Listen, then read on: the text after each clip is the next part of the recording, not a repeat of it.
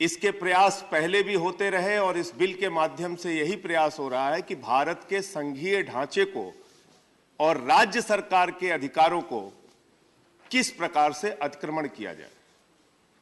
जब राज्यों के अंदर वन विभाग है, वन्य जीव संरक्षण की जिम्मेदारी बखूबी निभा रहा है, कई राज्यों में परेशानी हो सकती है, कई राज्यों में उनके राज्य के बोर्ड हैं वन्य जीव संरक्षण के लिए, जिसकी अध्यक्षता मुख्यमंत्री करते हैं, जिसकी देखरेख उस बोर्ड की निर्णय लेने की प्रक्रिया में स्वयं मुख्यमंत्री शामिल है। तो ऐसे में उन बोर्ड का अधिकार खत्म करना और सारा अधिकार अपने पास लेना, मैं समझता हूं ये उसी प्रकार की कोशिश है जैसे आपने जीएसटी का बिल लाके राज्य सरकारों का अधिकार छीना, डैम सेफ्टी बिल लाके राज्य सरकारों का अधिकार छीना। अभी राज्य सरकार की जहां तक हम बात करें, आप सोचिए भाखड़ा व्यास मैनेजमेंट बोर्ड है पंजाब के अंदर मान्यवर, और उसमें पंजाब सरकार का एक भी प्रतिनिधि नहीं। आप अगर राज्य सरकार के हर अधिकार को छीनने का काम करेंगे, उसके हर अधिकार को अपने पास लेने का काम करेंगे, तो भारत का लोकतंत्र और भारत की संघीय ढांचा कैसे मजबूत होगा। अभी मैंने यह विषय ऑल पार्टी मीटिंग में भी उठाया था मान्यवर। राज्य सरकारों से आपने कहा कि निश्चित मात्रा में आप कोल आयात कीजिए विदेशों से। तो जब राज्य सरकार कोल इंडिया, जिसका प्रोडक्शन 30% बढ़ गया है, वो एनर्जी के लिए, पावर के लिए कोल इंडिया से डायरेक्ट कोयला खरीदना चाहता है, आपने कह दिया, एक फरमान जारी कर दिया कि आप विदेशों से कोयला आयात कीजिए, जबकि कोल इंडिया से उनको सस्ते में कोयला मिल रहा है। हमारी पंजाब की सरकार इसके लिए आपके सामने बार बार अनुरोध कर रही है कि हमें कोल इंडिया से जो पंजाब का कोटा है उसके लिए उपलब्ध कराया जाए। मैं इसी पे आ रहा हूं, तो इसलिए इसी पे आ रहा हूं।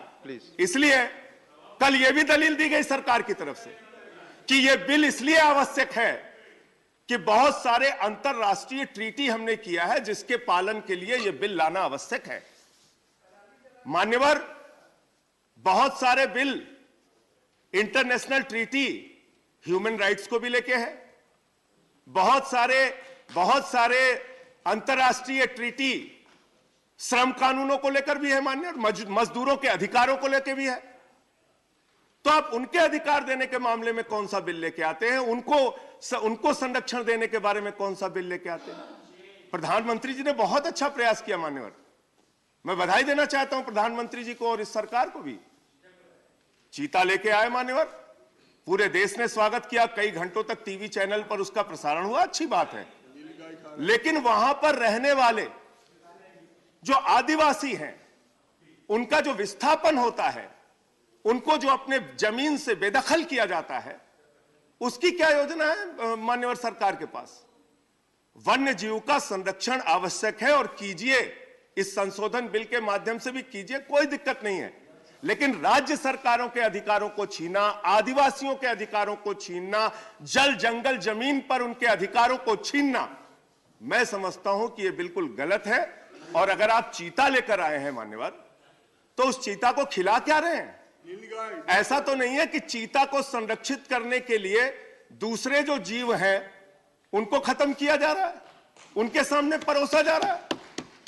तो इसके बारे में भी सरकार को अपना जवाब और अपना पक्ष रखना चाहिए। जहां तक वन्य जीव संरक्षण की बात है मान्यवर, हम लोग हमेशा इसके साथ हैं और अभी तो इंसानी जीव के संरक्षण की बड़ी चिंता है मान्यवर। एक चुनाव हम लोग एमसीडी में जीते हैं, पता चल रहा है उनको भी उठाने की तैयारी हो रही है। इस विषय पे खुलेआम कह रहे हैं कि इंसानी जीव संरक्षित नहीं हो पाएंगे, विषय पर कह रहे हैं मेयर हमारा बनेगा, 30 सीटें कमाई बने। तो इसलिए मैं कह रहा हूं कि इंसानी जीव का भी संरक्षण, राज्य सरकारों का भी संरक्षण, राज्य सरकारों के अधिकारों का भी संरक्षण केंद्र सरकार की जिम्मेदारी है मान्यवर। ऐसे बिल लाकर राजभवन, राज्यपाल और एलजी का दुरुपयोग करके जो राज्य सरकारों को अधिकारों को छीनने का आपका प्रयास रहता है, यह गलत बात है और इसको रोकना चाहिए।